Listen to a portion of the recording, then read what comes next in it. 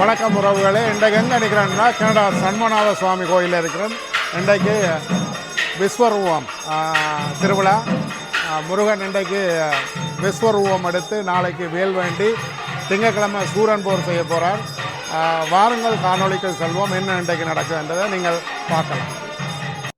ஷண்முக ஷண்முக ஷண்முக ஷண்முக சரவணனே, ஷண்முக ஷண்முக ஷண்முக ஷண்முக சரவணனே, ஷண்முக ஷண்முக ஷண்முக ஷண்முக சரவணனே, ஷண்முக ஷண்முக ஷண்முக ஷண்முக சரவணனே.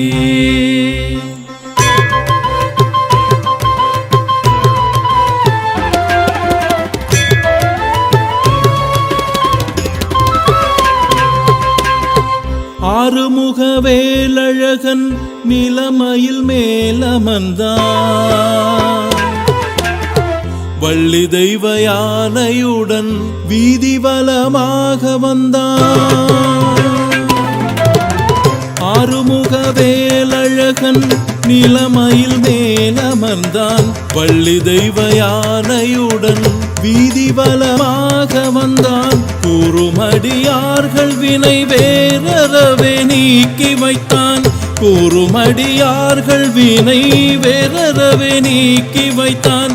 ஆறுமுக சுவாமியாக கனடாவில் காட்சி தந்தான், ஆறுமுக சுவாமியாக கனடாவில் காட்சி தந்தான். ஆறுமுக வேலழகன் நிலமயில் மேலமர்ந்தான், வள்ளி தெய்வ யானையுடன் வீதி வலமாக வந்தான்.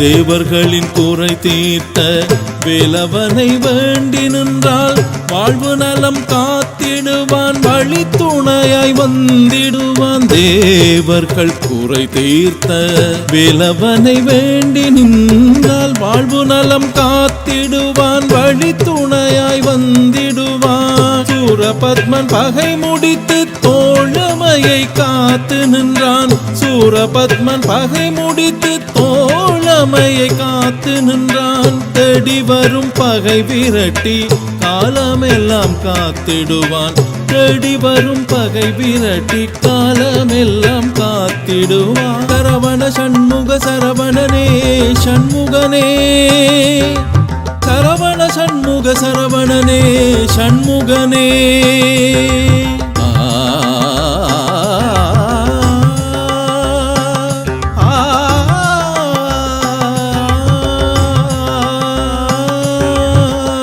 ஆறுமுக வேலழகன் நிலமயில் மேலமர்ந்தான், வள்ளி தெய்வ யானையுடன் வீதி வலமாக வந்தான்.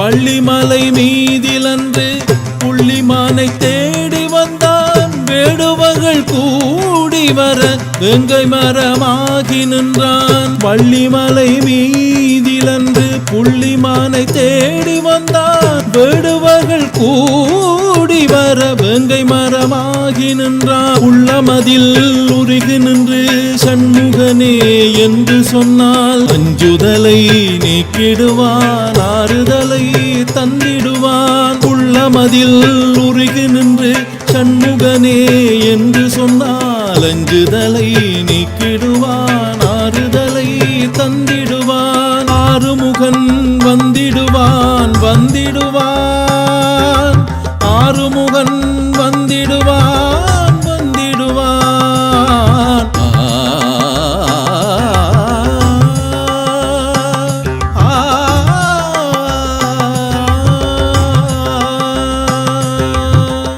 ஆறுமுக வேலழகன் நிலமயில் மேலமர்ந்தான், மேலமர்ந்தான் வள்ளி தெய்வ யானையுடன் வீதி வலமாக வந்தான் ஆறுமுக வேலழகன் நிலமயில் மேலமர்ந்தான் வள்ளி தெய்வ யானையுடன் வீதி வலமாக வந்தான் கூறுமடியார்கள் வினை வேறறவே நீக்கி வைத்தான் கூறுமடியார்கள் வினை வேறறவே நீக்கி வைத்தான் ஆறுமுக சுவாமியாக கனடாவில் காட்சி தந்தான் ஆறுமுக சுவாமியாக கனடாவில் காட்சி தந்தான் ஆறுமுக வேலழகன் நிலமயில் மேலமர்ந்தான் வள்ளி தெய்வ யானையுடன் வீதி வலமாக வந்தான் சரவண சண்முக சரவணனே சண்முகனே சரவண சண்முக சரவணனே சண்முகனே சரவண சண்முக சரவணனே சண்முகனே சரவண சண்முக சரவணனே சண்முகனே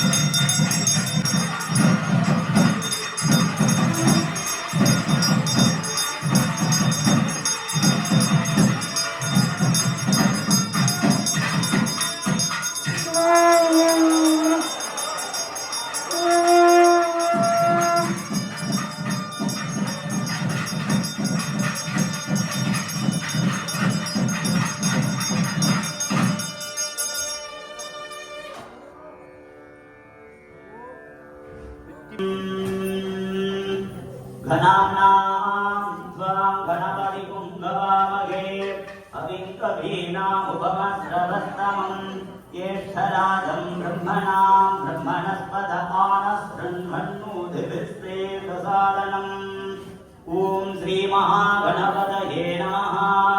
अग्निमीर रोहितं यज्ञस्य देवमृत्विजं होदाहारं रत्नराघवं हरिः ओम हरिः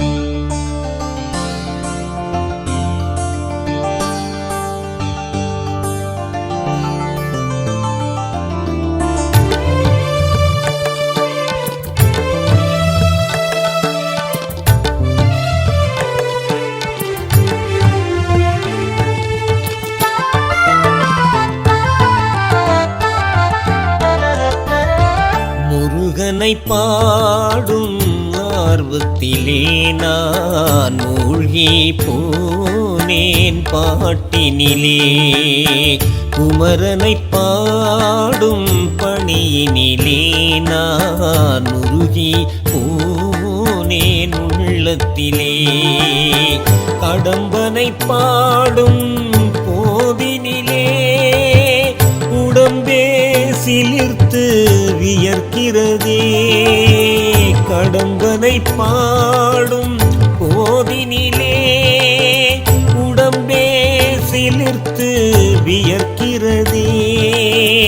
அழகனை பாடும் ஆவர்.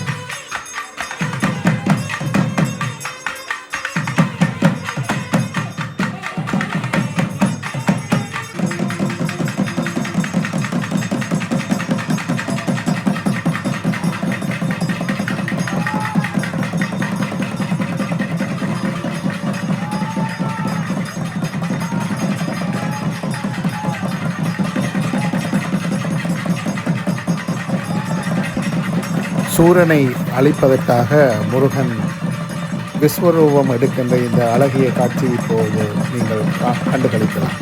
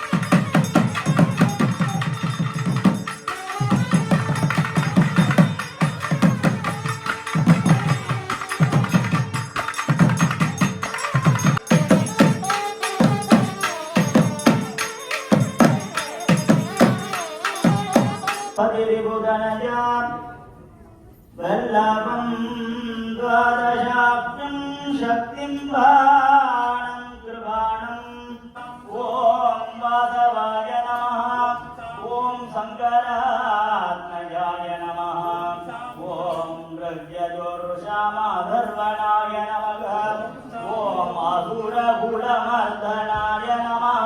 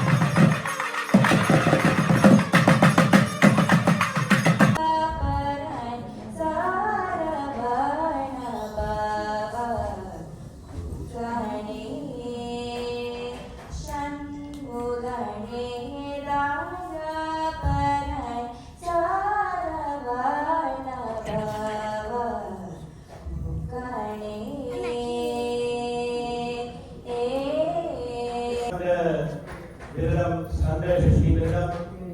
இன்றைய தினம் ஸ்கந்த சஷ்டி விரதம் ஆரம்பித்து 5வது தினம் மாலை விசேட வசந்த வந்தவ பூஜை விஸ்வரூப தரிசனத்தோடு இங்கே பூஜை இடம்பெற்றதை ஐயார் அனைவரும் கண்டீர்கள்.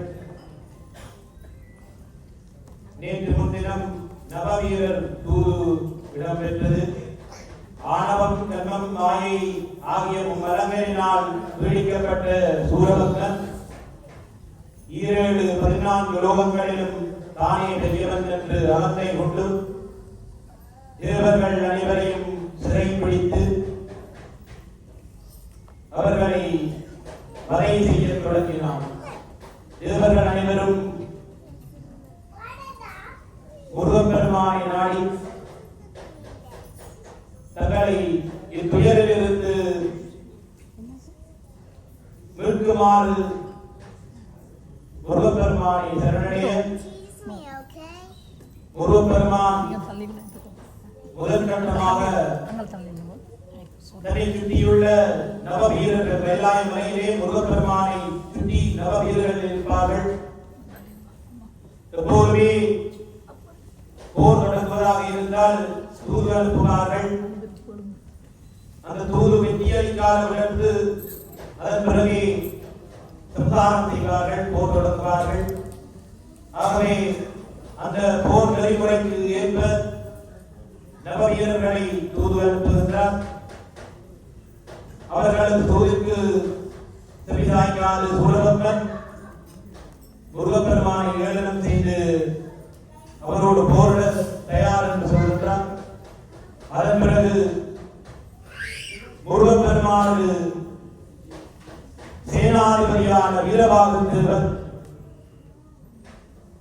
உலகிலேயே அதிபராக்கிரமமான ஒரு சேனாதிபதி. அந்த வீரபாகு தேவர் சூரபத்மனிடம் தூது செல்கின்றார். முருகப்பெருமான் அந்த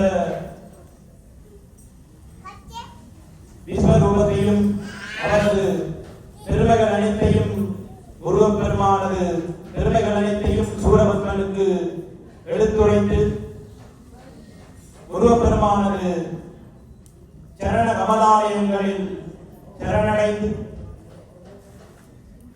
முக்தி பெறுமாறு அறிவுறுத்துகின்றார். அவரது தூரையும் அகந்தை மிகுதினாலே சூரபத்மன் ஏற்க மறுத்து போரொன்றே இறுதி முடிவு என்று அறிவிக்கின்றார். ஆனாலும் சூரபத்மனுக்கு ஒரு எண்ணம்,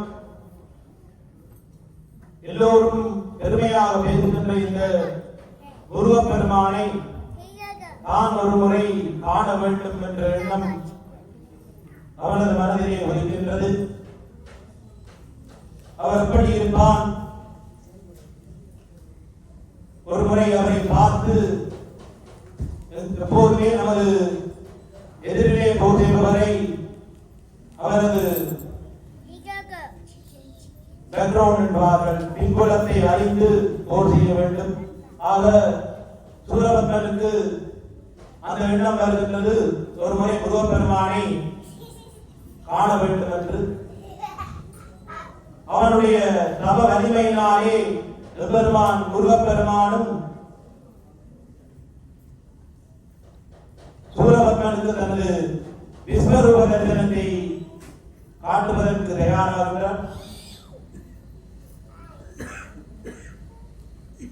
பிரம்மனும் விஷ்ணுவும் சிவனும் அறிய முடியாத அந்த விஸ்வரூபத்தை அடியார்கள் யாருமே காண கிடைக்காத அந்த விஸ்வரூப தரிசனத்தை சூரபத்மன் காணுகின்றான் என்றால் அவன் எவ்வளவு தவ வலிமை உள்ளவன். ஆனாலும் அந்த தவ வலிமை எல்லாவற்றிற்கும் மேலாக அந்த தவ வலிமையினால் கிடைத்த வரங்களினாலே தான் தான் பராக்கிரமசாலி, ஈரேழு உலகங்களையும் தானே ஆள வேண்டும் என்ற அந்த அகங்காரம் அவனது மனதிலே கொடிகொண்டு போரிட தயாராகின்றான். அந்த போர் நிகழ்விலே முருகப்பெருமானை காணுவதற்காக வருகின்றான். மனக்கண்ணிலே தப வலிமையினாலே முருகப்பெருமானை காண நினைக்கும் போது முருகப்பெருமான் அவனுக்கு காட்சி தருகின்றார். ஏன் அந்த அசுரனுக்கு காட்சி தர வேண்டும் என்று நீங்கள் எல்லோரும் நினைக்கக்கூடும். சூரபத்மன் செய்த தவம் அத்தனை பெரியது. அதனால்தானோ என்னவோ சம்ஹாரத்தின் இறுதியில் கூட சூரபத்மனை முருகப்பெருமான் அழிக்கவில்லை. சிறுவரும் மயிலுமாக தன்னோடு ஆட்கொண்டு அவனுக்கு மோட்சம் அழைக்கின்றார். 14 உலகமும் தன்னை வாழ்த்த வேண்டும் என்று விரும்பிய சூரபத்மனை கோடான கோடி உயிர்கள் அனைத்தும் வழிபடுவதற்காக வழிபடும் வகையிலே முருகப்பெருமான் சிறுவரும் மயிலுமாக தன்னோடு வைத்திருக்கின்றார். மூவிரு முகங்கள் போற்றி முகம் மொழி கருணையை போற்றி இருவரும் துடிக்க நின்ற ஈராறு தோள்கள் போற்றி காஞ்சி மாவடி வைக்கும் செவ்வேள் மலரடி போற்றி என்னார் சிறுவரும் மயிலும் போற்றி திருக்கைவே போற்றி போற்றி. இந்த பதிகத்தினை அடியார்கள் அனுதினமும் படித்து முக்தி பெறுகின்றார்கள்.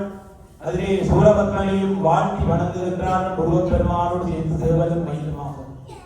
இந்த ஒரு உன்னதமான இடத்தை ஒரு அசுரனுக்கு வழங்குவதற்கு காரணம் அவனது தவறு. ஆக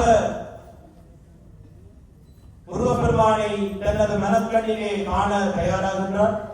முருகப்பெருமான் விஸ்வரூபத்தை அவனுக்கு காட்டுவதற்கு முன்னதாக எப்படி இருப்பான் என்ற ஒரு கற்பனை அவனுக்கு வருகின்றது. அதிலே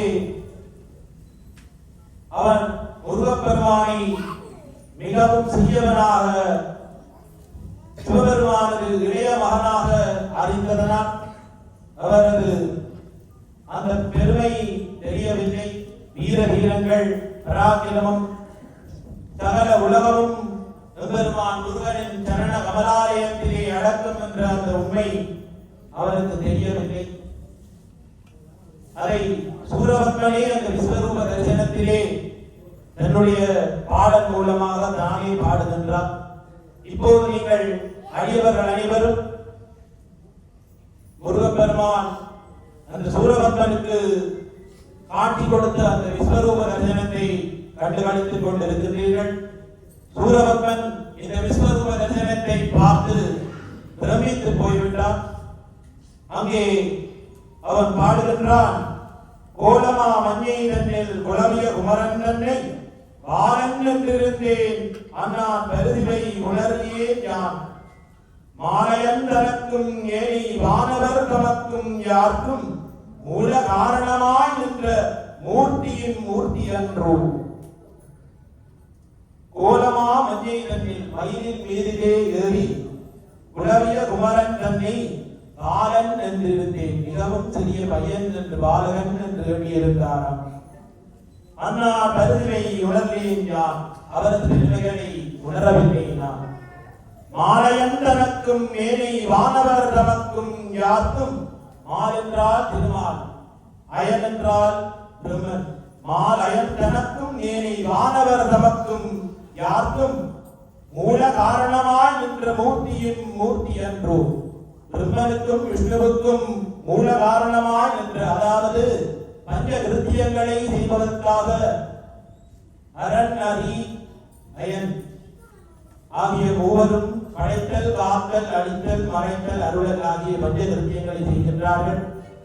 ஆனால் இவை அனைத்துக்கும் ஆதார சுதியாக விளங்குகின்ற ஓம் என்ற பிரணவ பொருளே முருகப்பெருமான் தான். ஆக அந்த மாலையன் தனக்கும் மேனை வானவர் தமக்கும் யாருக்கும் மூல காரணமாய் நின்ற மூர்த்தியின் மூர்த்தி அன்றோ. அவர்தான் எல்லாவற்றிற்கும் அங்கே அடிப்படை. மூல காரணமாய் நின்ற மூர்த்தி அவர்தான். அதனை தான் உணராமல் விட்டுவிட்டேனே என்று வருந்தி பாடுகின்றார். ஆனாலும் போர் தொடங்கி அறிவித்து விட்டாயிற்று. ஆகவே இனி பின்வாங்க முடியாத அது அவனது வீரத்திற்கு இழுக்கு, சூரபத்மனது வீரத்திற்கு. ஆகவே முருகப்பெருமானை வெல்ல முடியாது என்று தெரிந்துமே போர் செய்வதற்கு தயாராகின்றார். மடிந்தால் இப்படி ஒரு வீரனின் கையால் மடிய வேண்டும், இல்லையோ அவரது கையால் அருள் பெற்று உய்ய வேண்டும், மோட்சம் அடைய வேண்டும் என்ற அந்த எண்ணம் தான் அவனுக்கு மனதிலே நின்றது.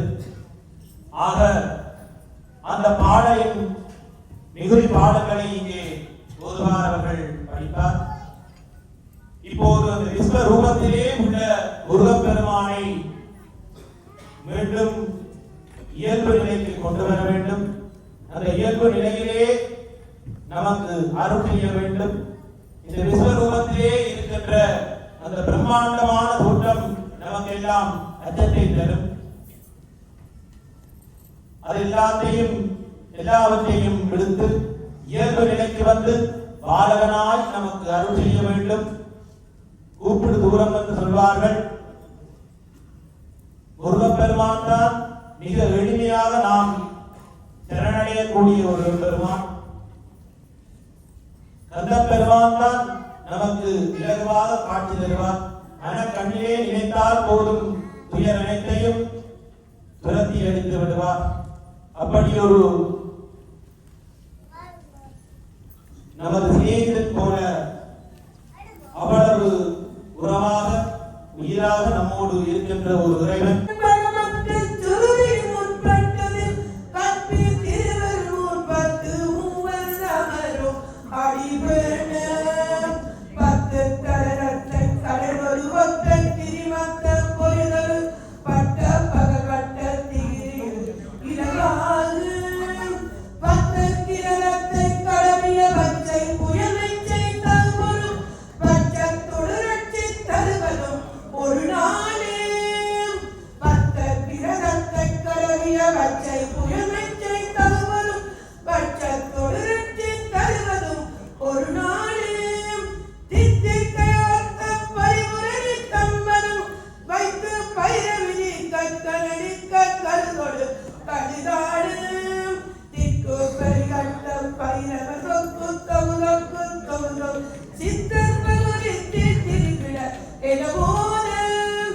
அந்த விஸ்வரூபம் எடுத்த முருகன் இப்பொழுது சுயநிலைக்கு வருகின்றார்.